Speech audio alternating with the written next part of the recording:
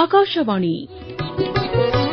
ಕನಸಿಗೂ ನನಸಿಗೂ ಇಲ್ಲಿದೆ ಮುನ್ನುಡಿ ಜೀವನ ಜೋಪಾನ. ಜೀವನ ಜೋಪಾನ ಅರಳುವ ಮನಸ್ಸಿಗೆ ಒಂದೇ ಹಿತ ನುಡಿ ಜೀವನ ಜೋಪಾನ.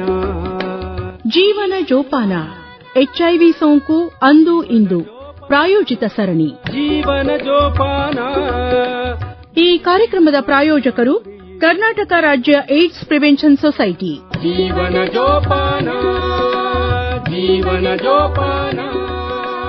ಇಂದಿನ ಕಾರ್ಯಕ್ರಮದಲ್ಲಿ ಚೈತನ್ಯ ಏಡ್ಸ್ ಪ್ರಿವೆನ್ಷನ್ ಮಹಿಳಾ ಸಂಘದ ಅಧ್ಯಕ್ಷೆ ಮಧು ನಡುವಿನಮನಿ ಹಾಗೂ ಕಾರ್ಯದರ್ಶಿ ರೇಖಾ ಗಾಡಿ ಅವರೊಂದಿಗೆ ಮಾತುಕತೆ. ಇವರೊಂದಿಗೆ ಸತೀಶ್ ಬಿ ಪರ್ವತಿಕರ್.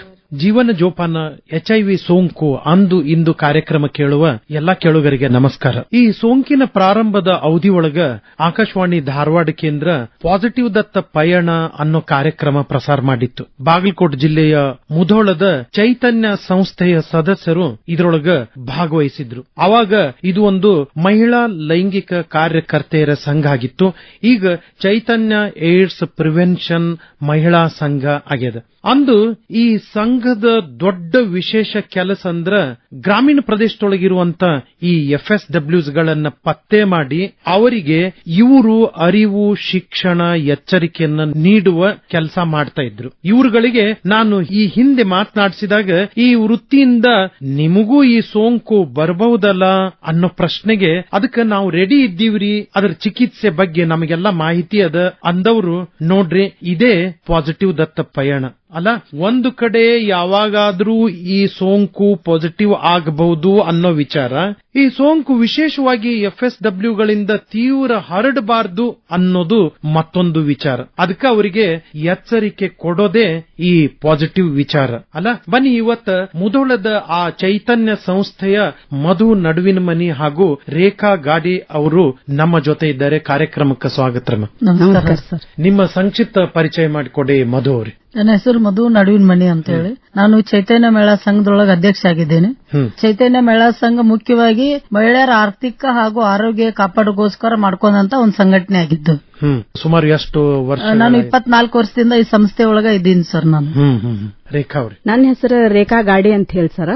ನಾನು ಈ ಚೈತನ್ಯ ಮಹಿಳಾ ಸಂಘದೊಳಗೆ ಸೆಕ್ರೆಟರಿ ಆಗಿದ್ದೀನಿ ಸರ್. ನಾನು ಒಂದು 24 ವರ್ಷದಿಂದನ ಇಲ್ಲಿ ಕೆಲಸ ಮಾಡ್ತಾ ಇದ್ದೀನಿ ಸರ್. ಅಂದಿನ ಆ ಭಯದ ವಾತಾವರಣದೊಳಗ್ನು ಕೆಲಸ ಮಾಡ್ತಿದ್ರಿ, ಅದೇ ರೀತಿ ಕೆಲಸನೂ ಮಾಡಿಸ್ತಿದ್ರಿ ನೀವು. ಹೆಂಗಂತ ಮೊದಲಿಗೆ HIV ಅಂದ್ರ ಎಲ್ಲಾರು ಭಯ ಪಡ್ತಿದ್ರು. ಅವಾಗ ಯಾರು ಒಬ್ರು ಮುಟ್ಸ್ಕೋತಿರ್ಕಿಲ್ಲ. HIV ನೋಡ್ರನ HIV ಐತಿ ಅಂದ್ರನ ಕಳಂಕ, ತಾರತಮ್ಯ ಮತ್ತು ಅವ್ರನ್ನೆಲ್ಲಾ ಊರ್ ಬಿಟ್ಟು ಹೊರಗಿಡುದು, ಈ ತರ ಎಲ್ಲಾ ಮೊದಲಿಂದ ವಾತಾವರಣ ಇತ್ತು ಸರ್. ಅವಾಗ ನಾವು ಕೆಲಸ ಮಾಡ್ಬೇಕಂದ್ರನ ಏಡ್ಸ್ ಮಂದಿ ಬಂದಾರು, ಇವ್ರನ್ನ ದೂರ ಇಡ್ರಿ, ಇವ್ರನ್ನ ಮಾತಾಡಿಸ್ಬೇಡ್ರಿ ಅನ್ನುವಂತ ಜನರಲ್ಲಿ ಭಾವನೆ ಇತ್ತು. ಅಂದ್ರ ಆ ತರ ಭಯಂಕರವಾದಂತ ಕಾಯಿಲೆ ಅಂತೇಳಿ ಎಲ್ರಿಗೂ ಅವಾಗ ಸೇರಿತ್ತು ತಲಿ ಒಳಗ. ನಾವು ಆ ಟೈಮ್ದೊಳಗ ಮಹಿಳೆಯರನ್ನೆಲ್ಲ ಒಗ್ಗೂಡಿಸಿ ಅದ್ರ ಜೊತೆಗೆ ಅವ್ರ ಕುಟುಂಬದವ್ರಿಗೆ ಹೇಳಿ, ಮಾಹಿತಿ ಹೇಳಿ, ಇದು ನಮಗ ಇರುವಂತ ಸಮಸ್ಯೆ ಇದ್ರ ನಾವ ಪರಿಹಾರ ಮಾಡ್ಕೋಬೇಕು, ನಾವ್ ಹೆಂಗಿರ್ಬೇಕು, ಆರೋಗ್ಯ ನಾವು ಕಾಪಾಡ್ಕೊಳ್ಬೇಕು, ಆರೋಗ್ಯ ಇತ್ತಂದ್ರ ನಾವು ನಮ್ಮ ಜೀವನ ಒಳ್ಳೇದಾಗ್ತೈತೆ ಅಂತ ಹೇಳಿ ಪ್ರತಿಯೊಂದು ಹಳ್ಳಿಗೆ ಮತ್ತು ಪಟ್ಟಣದಲ್ಲಿ ಹೋಗಿ ಮಹಿಳೆಯರಿಗೆಲ್ಲ ಮಾಹಿತಿ ಕೊಟ್ಟು ಆ ನಂತರ ಆ ಮಹಿಳೆ ಸ್ವ ಇಚ್ಛೆದಿಂದ ಹೊರಗಡೆ ಬರಕ ಪ್ರಯತ್ನ ಮಾಡಿದ್ವಿ ಸರ್ ನಾವು ಮೊದಲಿಗೆ. ಈ ಮಹಿಳಾ ಲೈಂಗಿಕ ಕಾರ್ಯಕರ್ತೆಯರನ್ನ ಇದಕ್ಕೆ ತಗೊಳ್ಬೇಕು, ಇವರನ್ನ ಪತ್ತೆ ಮಾಡಬೇಕು ಅನ್ನುವಂತ ವಿಚಾರ ಹೆಂಗಾಯ್ತು ರೇಖಾ ಅವ್ರೆ? ಹೆಂಗತ್ತಂದ್ರ ಸರ್, ಹೆಚ್ಚಾಗಿ ಈ ಲೈಂಗಿಕ ವೃತ್ತಿನಿರತ ಮಹಿಳೆಯರಲ್ಲೇನೆ ಜಾಸ್ತಿ ಹರಡುವಂತ ಚಾನ್ಸಸ್ ಐತಿ ಈ ಕಾಯಿಲೆ ಅಂತ ಹೇಳಿ ಒಂದ್ ಪ್ರಚಾರ ಇತ್ತು ಸರ್ ಅವಾಗೆಲ್ಲ. ಆ ಕಾರಣಕ್ಕಾಗಿ ನಾವ್ ಏನ್ ಮಾಡಿದೀವ್ರಿ, ಇವ್ರಿಗೆ ನಾ ಆದ್ಯತೆ ಕೊಟ್ಟ ಇವ್ರನ್ನ ಕೆಲ್ಸಕ್ಕೆ ತಗೋಬೇಕು, ಅವರಿಂದನ ನಾವು ಎಲ್ಲಾ ಮಹಿಳೆಯರಿಗೆ ಮಾಹಿತಿ ಮುಟ್ಸಿದ್ರ ಅನುಕೂಲ ಆಗ್ತೈತಿ ಅನ್ನುವಂತ ಒಂದ್ ನಿಟ್ಟಿನಾಗ ನಾವು ಆ ಮಹಿಳೆಯರನ್ನ ತಗೊಂಡಿವಿ ಸರ್. ನಾವು ಅಂದ್ರೆ ನಿಮ್ಮ ಈ ಕಾರ್ಯವನ್ನು ಮಾಡುವವರು ಅವರೇ. ನಮ್ಮಲ್ಲಿ ಕೆಲವೊಂದಿಷ್ಟು ಜನ ಪಾಸಿಟಿವ್ ಇದ್ದಂತ ಮಹಿಳೆಯರನ್ನು ಇದ್ದಾರೆ ಸರ್. ಅವ್ರ ಮುಖಾಂತರನ ಅವ್ರಿಗೆ ಹೇಳಿಸಿದ್ರ ಒಂದ್ ಎಫೆಕ್ಟಿವ್ ಆಗಿ ಕೆಲಸ ಆಗ್ತೈತಿ ಅನ್ನುವಂತ ವಿಚಾರಕ್ಕಾಗಿ ನಮ್ಮಲ್ಲಿ PR ಎಜುಕೇಟರ್ ವೃತ್ತಿನಿರತ ಮಹಿಳೆಯರನ್ನ ತಗೊಂಡಿದ್ದೀವಿ ನಾವು. ಜಾಸ್ತಿ ಸಮಾಜ ಇವರಿಂದನೇ HIV ಬರ್ತಂತ ಬೆರಳು ಮಾಡಿ ತೋರಿಸ್ತಿದ್ರ. ಆದ್ರ ಬರೋ ಕಾಯಿಲೆ 4 ವಿಧಾನ ಒಳಗ ಮೊದಲೇ ವಿಧಾನನ ಅಸುರಕ್ಷಿತ ಲೈಂಗಿಕ ಸಂಪರ್ಕದಿಂದ. ಮುಧೋಳ್ ತಾಲೂಕು ಅವಾಗಿನ ಅವಧಿಯೊಳಗ ದೇಶದೊಳಗರ HIV ವಿಷಯದ ಒಂದು ಸೋಂಕಿತದೊಳಗ ವಿಶೇಷವಾದಂತ ಸ್ಥಾನವನ್ನ ಹೊಂದಿತ್ತು. ಅದು ಈಗ ಸ್ವಲ್ಪ ಸಂಪೂರ್ಣವಾಗಿ ನಿಯಂತ್ರಣ ಆಗ್ಯದ. ನಿಮಗೆ ಹಂಗ ಅನಿಸ್ತದ? ಏನು ಅದ್ರೊಳಗ ಒಂದು ದೊಡ್ಡ ಕಾಂಟ್ರಿಬ್ಯೂಷನ್ ಕೊಡುಗೆ ಏನ್ ಆಯ್ತು ಅಂತದೊಂದು ಜಾಗೃತಿ ಆಗ್ಲಿಕ್ಕೆ ಅಂತ ನಿಮಗ ಅನಿಸ್ತದ? ನಮ್ಮಲ್ಲಿ ಹೆಚ್ಚಿಗೆ ಜಿಲ್ಲಾ ಮಟ್ಟದ HIV ಕಾರ್ಯಕ್ರಮ ಅಧಿಕಾರಿಗಳು ಇರ್ಬೋದು, ಸರ್ಕಾರ ಇರ್ಬೋದು, ಕೂಡಿಕೊಂಡು ಕೆಲಸ ಮಾಡಿದಂತ ವಿಷಯ ಆಗಿತ್ತು ಸರ್ ಅದು.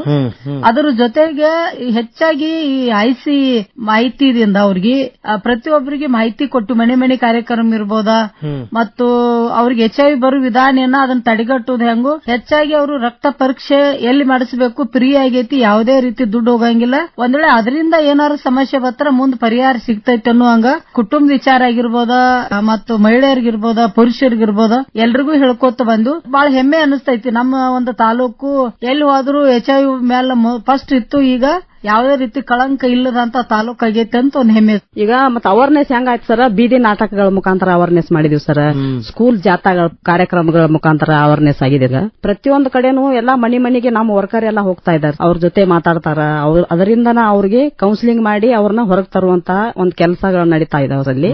ಇತ್ತೀಚೆಗೆ ಒಂದು ಕಬಡ್ಡಿ ಕಾರ್ಯಕ್ರಮ ಆಯ್ತು ಸರ್ ನಮ್ಮಲ್ಲಿ, ನಮ್ಮ ಒಂದು ರಾಜ್ಯ ಮಟ್ಟದಾಗ ಇಷ್ಟು ಜನ ಭಾಗವಹಿಸಿದ್ರು ಸರ್. ಬಹಳಷ್ಟು ಮಂದಿಗೆ ಒಂದು ಮಾಹಿತಿ ಹೋಗಿತ್ತು ಸರ್ ಇದು HIV ಬಗ್ಗೆ.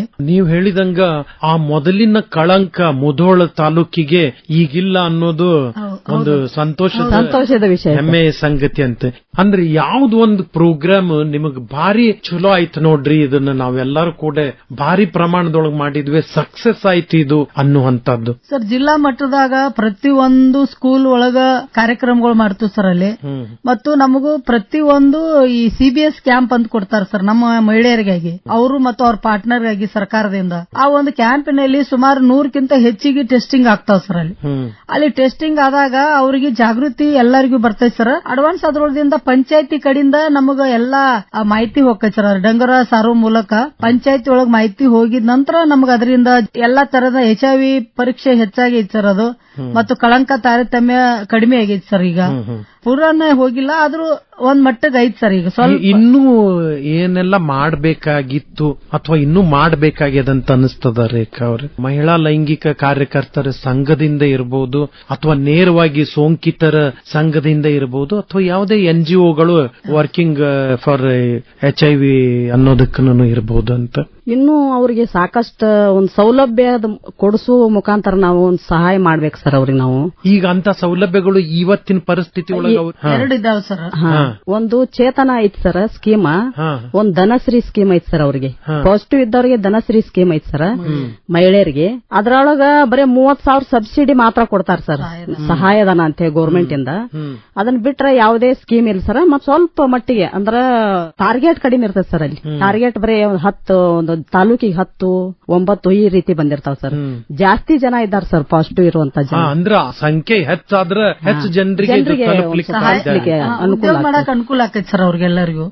ಹೆಚ್ಚಾಗಿ ಮಹಿಳೆಯರಿಗೆ ಅದು ಆನ್ಲೈನ್ ಅಪ್ಲಿಕೇಶನ್ ಹಾಕ್ಬೇಕಾ, ಸರ್ಕಾರದಿಂದ ಸೌಲಭ್ಯ ಸಿಗ್ತೈತೆ. ಧನಶ್ರೀ HIV ಸೋಂಕಿತ ಯಾವುದೇ ಮಹಿಳೆ ಇರಬಹುದು, HIV ಸೋಂಕಿತ ಮತ್ತು ಬಾಧಿತ ಮಹಿಳೆಯರು ಅಂತೇಳಿ ಹೇಳಿ ಕೊಟ್ಟಾರ ಸರ್. ಅದು ಅವ್ರಿಗೂ ಕೂಡ 30,000 ಸಹಾಯಧನ ಕೊಡ್ತಾರ.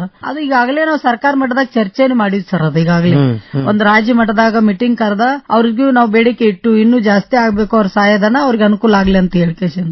ಏನೂ ಹೆಚ್ಚು ಶಾಲೆ ಕಲಿಲಾರ್ದಂತ ಮಧು ಅವರು ಮತ್ತು ರೇಖಾ ಅವರು ಈ ಎಲ್ಲಾ ಮೇಲು ಜಿಮೇಲ್ಗಳು ಬೇರೆ ಬೇರೆ ಕರೆಸ್ಪಾಂಡೆನ್ಸ್ ಗಳು ಮಾಡ್ತಾರೆ. ಹೌದು ಸರ್, ಇಂಗ್ಲಿಷ್ ಫಸ್ಟ್ ಹೇಳ್ಕೊಡ್ತೀವಿ ಸರ್ ನಾವೇ ಅವ್ರಿಗೆ. ನಮ್ಮಲ್ಲಿ MSW ಮೇಲ್ ಬಂದೈತಿ ನೋಡ್ರಿ, ಅದೇನಾಯ್ತು ರಿಪ್ಲೈ ಮಾಡ್ರಿ, ಮತ್ತ ಮಂತ್ಲಿ ಕರೆಕ್ಟ್ ರಿಪೋರ್ಟ್ ಕಳಿಸ್ರಿ, ಇವೆಲ್ಲಾ ಹೇಳ್ಕೊಡ್ತೀವಿ ಸರ್. ಯಾವಾಗ ಗ್ರೂಪ್ ಇದ್ದು ಅಂದ್ರೆ ನಾವು ಗ್ರೂಪ್ ಶೇರ್ ಮಾಡ್ತೀವಿ ಅವ್ರಿಗೆ. ಆವಾಗ ಇರುವಂತ ಒಂದು ಒತ್ತಡದ ಕೆಲಸ, ವರದಿ ಕಳಿಸ್ಬೇಕು, ರಾಷ್ಟ್ರ ಮಟ್ಟಕ್ಕೆ ಕಳಿಸ್ಬೇಕು, ರಾಜ್ಯ ಮಟ್ಟಕ್ಕೆ ಕಳಿಸ್ಬೇಕು, ಜಿಲ್ಲಾ ಮಟ್ಟದೊಳಗೆ DHO, ತಾಲೂಕು ಮಟ್ಟದೊಳಗೆ ತಾಲೂಕು ಅಧಿಕಾರಿ ಕಳಿಸ್ಬೇಕು ಅನ್ನುವಂಥದ್ದು ಇದ್ದದ್ದು. ಈಗ ಅಂತದ್ದು ಏನು ಇಲ್ಲ ಸರ್, ಇಲ್ಲ ಸರ್. ಅವಾಗ ನಮಗ ಯಾವ ರೀತಿ ಕಳಿಸ್ಬೇಕು ಹೆಂಗ ಅನ್ನೋದು ಬಹಳ ಕಷ್ಟ ಇತ್ತು ಸರ್. ಅದು ಏನ್ ಮಾಡ್ಬೇಕು ಅನ್ನೋದು ಅಷ್ಟು ಅರ್ಥ ಆಗ್ತಿರ್ಕಿಲ್ಲ ಸರ್. ಈಗ ನಾವು ಬರ್ತಾ ಬರ್ತಾ ಕಲ್ಕೊಂಡು ಕಾರಣಕ್ಕಾಗಿ ಆಯಾ ಟೈಮ್ ಕನ ಅವ್ರಿಗೆ 3ನೇ ತಾರೀಕಿಗೆ ಏನ್ ರಿಪೋರ್ಟ್ ಹೋಗ್ಬೇಕು, 18ಕ್ಕೆ ಏನ್ ರಿಪೋರ್ಟ್ ಹೋಗ್ಬೇಕು, ಮತ್ತು ಇವ್ರಿಗೆ ಟ್ರ್ಯಾಕರ್ ಅಂದ್ರೆ ಏನ್ ಬರ್ತೈತಿ ಅನ್ನೋದು ನಮಗೂ ಗೊತ್ತಾಗೈತಿ ಸರ್. ಅದು ನಾವ್ ಒಂದ್ ಮಂತ್ಲಿ ಪ್ಲಾನಿಂಗ್ ಮಾಡ್ಕೋತೀವಿ ಸರ್. ಈ ಪ್ಲಾನಿಂಗ್ ಟೈಮಿಂಗ್ ಪ್ರಕಾರ ಅವ್ರು ಮಾಡ್ಬೇಕಂತ ನಾವೊಂದು ಅವ್ರಿಗೆ ಹೇಳ್ಕೊಡ್ತಾರಲ್ಲಿ.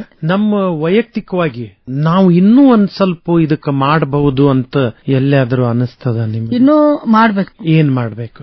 ಇನ್ನು ಮಹಿಳೆಯರಿಗಾಗಿ ಬಹಳ ಕೆಲಸ ಮಾಡೋದಿದೆ. ನಮ್ದೇ ಆದಂತ ಒಂದು ವೃದ್ಧಾಶ್ರಮ ಅಂದ್ರೆ ವಯಸ್ಸಾದ ನಂತರ ಅವ್ರಿಗೆ ನೋಡ್ಕೊಳ್ಳೋರು ಯಾರು ಇರಂಗಿಲ್ಲ ಸರ್. ಒಂದು ವೃದ್ಧಾಶ್ರಮ ಮಾಡ್ಬೇಕಂತ ಐತಿ ಸರ್ ನಮ್ದು. ನಮ್ದೇ ಆದಂತ ಒಂದು ಸ್ವಂತ ಒಂದು ಕಟ್ಟಡ ಮಾಡ್ಬೇಕಂತ ಐತಿ ಸರ್ ನಮ್ದು ಆಫೀಸ್. ಅದ್ರ ಜೊತೆಗೆ ಅವ್ರ ಮಕ್ಕಳಿಗೆ ಅವ್ರಿಗೊಂದು ಹಾಸ್ಟೆಲ್ ಮಾಡ್ಬೇಕು ಅಂತ ಹೇಳಿ ಒಂದು ಐತಿ ಸರ್ ನಮ್ದು. ಈ ರೀತಿ ಮಾಡ್ಕೊಂಡು ಹೋದ್ರ ನಮ್ಮ ಮಹಿಳೆಯರ ಮಕ್ಕಳಿಗೆ ಅನುಕೂಲ ಆಗ್ತೈತಿ. ಅದ್ರ ಜೊತೆಗೆ ದೇವದಾಸಿ ಮತ್ತು ಏನ್ ಲೈಂಗಿಕ ವೃತ್ತಿ ಇರುತ್ತೆ ಮಹಿಳೆಯರು, ಅವ್ರ ಮಕ್ಕಳಿಗೆ ಎಜುಕೇಶನ್ ಆಗಿರ್ಬಹುದು, ಅವರ ಸಾಕಷ್ಟು ಓದಿದ ಮಕ್ಕಳದಾವ್ ಸರ್, ಅವ್ರಿಗೆ ಒಂದ್ ಸ್ವಲ್ಪ ಉದ್ಯೋಗನ್ಯಾಗ ಆಗಿರ್ಬೋದು, ಅವ್ರಿಗೆ ಒಂದ್ ಸ್ವಲ್ಪ ಜಾಸ್ತಿ ಆದ್ಯತೆ ಕೊಟ್ಟು ನಾವು ಅವ್ರಿಗೆ ಸಹಾಯ ಮಾಡಿದ್ವಿ ಅಂದ್ರೆ ಸರ್ಕಾರಕ್ಕೆ ಬೇಡಿಕೆ ಸರ್ ನಮ್ದು. ಸಹಾಯ ಮಾಡಿದ್ವಿ ಅಂದ್ರೆ ಅನುಕೂಲ ಆಗ್ತೈತಿ ಅನ್ನುವಂತ ಒಂದ್ ನಿಟ್ಟಿನಾಗ ಕೆಲಸ ಮಾಡ್ಬೇಕು ನಾವು ಇನ್ನೂ ಇದಕ್ಕಂತ ಹೇಳಿ ನಮ್ಮದೊಂದು ಇದು ಐತಿ ಸರ್. ನೀವು ಈಗ ಲೈಂಗಿಕ ವೃತ್ತಿ ನಿರತ ಮಹಿಳೆಯರಿಗೆ ಹೋಗಿ HIV ಬಗ್ಗೆ ಹೇಳೋ ಕಾರ್ಯವನ್ನ ಮಾಡ್ತಾ ಇದ್ದಾರ? ಈಗ ಮಾಡುದಂದ್ರ ಈಗ ರೆಗ್ಯುಲರ್ ಈಗ ಹಳಿ ಹೆಣ್ಮಕ್ಳು ಇರ್ತಾರಲ್ಲ ಸರ್, ಅವ್ರಿಗೆ ಆಲ್ರೆಡಿ ಮಾಹಿತಿ ಐತಿ. 6 ಮಂತಿಗೆ ಒಂದ್ಸರಿ ಟೆಸ್ಟಿಂಗ್ ಎಲ್ಲ ಹಾಕಾವ್ ಸರ್. ಅವರು ಅವ್ರದ್ದೇನ್ ಸಮಸ್ಯೆ ಅವ್ರನ್ನ ನೀವೇ ಕರ್ಕೊಂಡ್ ಬಂದು ಟೆಸ್ಟ್ ಅವ್ರು ಹೇಳ್ತೀವಿ ಸರ್. ನಾವು ಈ ತಿಂಗಳು ಮಾಡಿಸ್ಯಾರ ಅಂದ್ರೆ ಇನ್ನ 6 ತಿಂಗಳಿಗೆ ನಿಮ್ ಟೆಸ್ಟಿಂಗ್ ಬರ್ತೈತೆ ಅಂತೇಳಿ ಅವ್ರು ನಮ್ ಪಿಯರ್ ಎಜುಕೇಟರ್ ಮೂಲಕ ಹೋಗ್ತಾರ ಸರ್. ಅವರು ಈ ಹೊಸದಾಗಿ ಹೆಣ್ಮಕ್ಳು ಬರ್ತಿರ್ತಾರ ಸರ್ ಈ ವೃತ್ತಿಗೆ. ಆ ಹೆಣ್ಮಕ್ಳನ್ನ ಒಂದ್ ಸ್ವಲ್ಪ ಕೌನ್ಸಿಲಿಂಗ್ ಮಾಡೋದು ಸ್ವಲ್ಪ ಕಷ್ಟ ಆಕೈತಿ ಸರ್. ಅದು ಅಂತವ್ರಿಗೂ ಕೂಡ ಒಂದ್ ಕೌನ್ಸಿಲಿಂಗ್ ಮೂಲಕ ಅವ್ರನ್ನ ಟೆಸ್ಟಿಂಗ್ ಕಳಿಸುವಂತ ಮಾಡ್ತೀವಿ ಸರ್ ಕೆಲಸ. ಒಂದು ಪ್ರಶ್ನೆ, ಈ ವೃತ್ತಿಗೆ ನೀವು ಮೊದಲು ಬರ್ಬೇಡ್ರಿ ಅಂತ ಹೇಳಿ ಅವರಿಗೆ ಪ್ರಾರಂಭ ಮಾಡಬಹುದಲ್ಲ? ನಾವು ಹೇಳುದಂದ್ರೆ ಎರಡೇ ಸರ್. ಅದು ನಮ್ ಚೈತನ್ಯ ಮಹಿಳಾ ಸಂಘದಿಂದ ಮಾಡೋದಿತ್ತಂದ್ರೆ ಸೇಫ್ ಆಗಿ ವೃತ್ತಿ ಮಾಡ್ರಿ, ಯಾವುದೇ ರೀತಿ ಕಾಯಿಲೆ ತಗೊಳ್ಬೇಡ್ರಿ, ಬಿಟ್ರು ಒಂದ್ ಒಳ್ಳೆ ಉದ್ಯೋಗ ಮಾಡಿ ಜೀವನ ನಡೆಸ್ರಿ ಅಂತ ಹೇಳ್ತು ಸರ್ ಅವರು. ನಮಗ್ ಸರ್ಕಾರಕ್ಕೆ ನಮ್ ಬೇಡಿಕೆ ಏನೈತೆ ಅಂದ್ರೆ ಆದಷ್ಟು ನಾವು ಇದನ್ನೆಲ್ಲ ಪುನರ್ವಸತಿ ಮಾಡ್ತು, ಆದ್ರೆ ಅವರಿಗೆ ಸಿಗುವಂತ ಸೌಲಭ್ಯಗಳು ಕರೆಕ್ಟ್ ಸಿಕ್ಕರೆ ಈ ವೃತ್ತಿ ಯಾರು ಮಾಡಂಗಿಲ್ಲ ಸರ್. ಈ ವೃತ್ತಿಯೊಳಗ ಬಂದವ್ರಿಗೆ ಈಗಾಗಲೇ ಸ್ವಲ್ಪ ಹೆಚ್ಚು ಸೋಂಕಿತರಾಗಿದ್ದನ್ನ ನೀವು ಕಂಡುಕೊಂಡಿರಿ, ನಿಮ್ಮ ಜೊತೆ ಸದಸ್ಯರಿದ್ದ ಅವ್ರಿಗಾಗಲೇ ART ಚಿಕಿತ್ಸೆಯಲ್ಲಿ ಇದ್ದಾರೆ ಸರ್. ಅವರು ಯಾವುದೇ ರೀತಿ ಸಮಸ್ಯೆ ಏನೂ ಇಲ್ಲ ಸರ್. ಅವರು ನಿಮ್ಮ ಸದಸ್ಯರಾಗೇ ಇದ್ದಾರೆ. ಅವರು ಬೇರೆ ಬೇರೆ ಹಳ್ಳಿಗೆ ಹೋಗಿ ಈ ವಿಷಯಗಳ ಬಗ್ಗೆ ಹೇಳ್ತಾನೆ ಇದ್ದಾರೆ. ವೈಯಕ್ತಿಕವಾಗಿ ತಾವು ಎಚ್ಚರಿಕೆಯಿಂದ ಇದ್ದಾರೆ ಸರ್, ಜಾಗೃತಿಯಾಗಿ ಇದ್ದಾರೆ. ಅಂದ್ರೆ ಈ ಕಾರ್ಯ ನಿರಂತರವಾಗಿ ನಡೀತಾನೇ ಇರೋದು. ಈ ಉದ್ಯೋಗ ಬ್ಯಾಡ ಅಂತೇಳಿ ನಮ್ದು ಮೇನ್ ಉದ್ದೇಶ ಐತಿ ಸರ್ ನಮ್ದು. ಅದಕ್ಕ ನಮ್ದು ಕೋಆಪರೇಟಿವ್ ಸೊಸೈಟಿ ಮಾಡಿವಿ ಸರ್. ನಾವು ಸೊಸೈಟಿ ಮೂಲಕ ಪ್ರತಿ ಮಹಿಳೆಗೆ 1 ಲಕ್ಷವರೆಗೂ ಸಾಲ ಕೊಡ್ತು. ಉದ್ಯೋಗ ಮಾಡಿ ಅವ್ರ ಜೀವನ ನಡೆಸ್ಕೊಂಡು ಬರ್ಬೇಕನ್ನೋ ಕಾರಣಕ್ಕಾಗಿ ಮುಂದೆ ಸರ್ಕಾರ ಏನಾರ ಸೌಲಭ್ಯ ಕೊಟ್ರ ಗ್ಯಾರಂಟಿ ಎಲ್ಲಾರು ಈ ವೃತ್ತಿ ಬಿಟ್ಟು ಒಳ್ಳೆ ಜೀವನ ನಡೆಸುವಂತ ಕಾರ್ಯ ಮಾಡ್ತೀವಿ ಸರ್. ನಾವು ಒಂದಾನೊಂದು ಅವಧಿ ಒಳಗ ಈ ಸಮಸ್ಯೆಯಿಂದ ಅದೇ ನಿಮ್ಮ ವೃತ್ತಿಯವರು ಒಂದು ತೊಳಲಾಡ್ತಾ ಇದ್ರು. ಇದು ನಮಗೂ ಯಾವಾಗ ಮತ್ತೆ ನಾವು ಸೋಂಕಿತರಾದೆವು ಅನ್ನುವಂತ ಭಯ ಇತ್ತು. ಅವುಗಳಿಂದ ಈಗ ಹೊರಗ್ ಬಂದಿದ್ದೀರಿ. ಈ ಹೊರಗ್ ಬಂದಿರಿ, ಈ ನಿಜವಾದ ಸಮಸ್ಯೆಗಳನ್ನ ಫ್ಯಾಕ್ಟ್ ಗಳನ್ನ ನೀವು ಎಷ್ಟೋ ನಿಮ್ಮ ಸಭೆ ಸಮಾರಂಭದೊಳಗ ಸರ್ಕಾರದ ಮುಂದನೂ ಮಾತಾಡಿದಿರಿ. ಇನ್ನು ಮುಂದೆ ಒಂದಿಷ್ಟು ಪರಿಹಾರ ಸಿಗುವಂತ ಕೆಲಸ ಆಗ್ಲಿ ಅಂತ ನಾವು ಮತ್ತೆ ನಮ್ಮೆಲ್ಲ ಕೇಳುಗರ ಪರವಾಗಿ ಹಾರೈಸ್ತೀವಿ. ಭಾಗವಹಿಸಿದ್ದಕ್ಕೆ ಧನ್ಯವಾದಗಳು ಮಧು ಅವರೇ ಮತ್ತೆ ರೇಖಾ ಅವರೇ. ನಮಸ್ಕಾರ. ನಮಸ್ಕಾರ. ಇದುವರೆಗೆ ಚೈತನ್ಯ ಏಡ್ಸ್ ಪ್ರಿವೆನ್ಷನ್ ಮಹಿಳಾ ಸಂಘದ ಅಧ್ಯಕ್ಷೆ ಮಧು ನಡಿವಿನಮನಿ ಹಾಗೂ ಕಾರ್ಯದರ್ಶಿ ರೇಖಾ ಗಾಡಿ ಅವರೊಂದಿಗೆ ಮಾತುಕತೆ ಕೇಳಿದಿರಿ. ಕಾರ್ಯಕ್ರಮ ನಡೆಸಿಕೊಟ್ಟವರು ಸತೀಶ್ ಬಿ ಪರ್ವತಿಕರ್. ಕನಸಿಗೂ ನನಸಿಗೂ ಇಲ್ಲಿದೆ ಮುನ್ನುಡಿ ಜೀವನ ಜೋಪಾನ. ಜೀವನ ಜೋಪಾನ ಅರಳುವ ಮನಸ್ಸಿಗೆ ಒಂದೇ ಹಿತ ನುಡಿ ಜೀವನ ಜೋಪಾನ. ಜೀವನ ಜೋಪಾನ HIV ಸೋಂಕು ಅಂದು ಇಂದು ಪ್ರಾಯೋಜಿತ ಸರಣಿ ಕೇಳಿದಿರಿ. ಸಂಕಲನ ರಾಖಿ ಹಾನ್ಗಲ್, ನಿರ್ವಹಣೆ ಮಂಜುಳಾ ಪುರಾಣಿಕ್. ಬಿಡಿ ಬಿಗುಮಾನ ಮುರಿಯಿರಿ ಮೌನ ಜೀವನ ಜೋಪಾನ. ನಿಮ್ಮಯ ಅನುಮಾನಕ್ಕಿದೆ ಶಮನ. ಈ ಕಾರ್ಯಕ್ರಮದ ಪ್ರಾಯೋಜಕರು ಕರ್ನಾಟಕ ರಾಜ್ಯ ಏಡ್ಸ್ ಪ್ರಿವೆನ್ಷನ್ ಸೊಸೈಟಿ. ಮುಟ್ಟೋದ್ರಿಂದ ಬರೋದಿಲ್ಲ, ಕೈ ಕುಲ್ಕೋದ್ರಿಂದ ಬರೋದಿಲ್ಲ, ಹಪ್ಕೊಳ್ಳೋದ್ರಿಂದ ಬರೋದಿಲ್ಲ, ಮುದ್ದು ಮಾಡೋದ್ರಿಂದ ಬರೋದಿಲ್ಲ, ಜೊತೆಲೆ ಊಟ ಮಾಡೋದ್ರಿಂದ ಬರೋದಿಲ್ಲ, ಸೊಳ್ಳೆ ಕೀಟ ಕಚ್ಚೋದ್ರಿಂದ ಬರೋದಿಲ್ಲ, ಜೊತೆಯಾಗಿ ಓದೋದ್ರಿಂದ ಕೆಲಸ ಮಾಡೋದ್ರಿಂದ ಬರೋದಿಲ್ಲ, ಕೆಮ್ಮು ಸೀನೋದ್ರಿಂದ ಬರೋದಿಲ್ಲ, ಒಂದೇ ಶೌಚಾಲಯ ಬಳಸೋದ್ರಿಂದ ಬರೋದಿಲ್ಲ. ಅಯ್ಯೋ, ಏನು ಬರೋದಿಲ್ಲ? HIV ಏಡ್ಸ್ ಬರೋದಿಲ್ಲ. ಜೀವನ ಜೋಪಾನ. ರಾಜ್ಯವ್ಯಾಪಿ ಪ್ರಸಾರವಾದ ಈ ಕಾರ್ಯಕ್ರಮ ಆಕಾಶವಾಣಿ ಧಾರವಾಡ ಕೇಂದ್ರದ ಕೊಡುಗೆ.